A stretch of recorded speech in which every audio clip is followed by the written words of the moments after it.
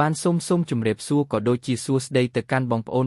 ទាំងអស់គ្នាស្វាគមន៍នៅជាថ្មីមកកាន់ Channel របស់លោកគ្រូថ្ងៃទី8 ខែ 3 ឆ្នាំ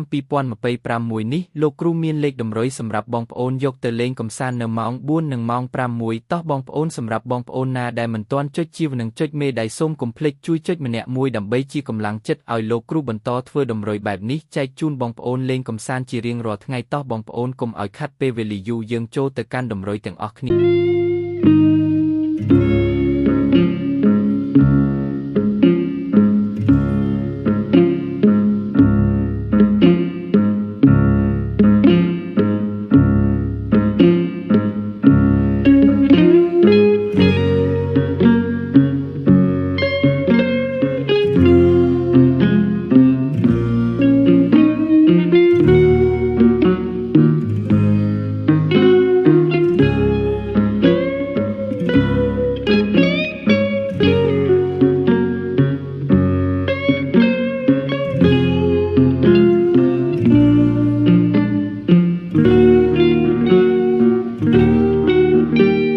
ហើយនេះគឺជាតម្រុយដែលលោកគ្រូបានត្រៀមទុកសម្រាប់បងប្អូនលេងកម្សាន្តចុងក្រោយនេះលោកគ្រូក៏មានតែពីជូនឲ្យបងប្អូនទាំងអស់គ្នាសំណាងល្អក្នុងការផ្សងសំណាងនិងរកទទួលទានមានបានគ្រប់គ្នាសូមជម្រាបលា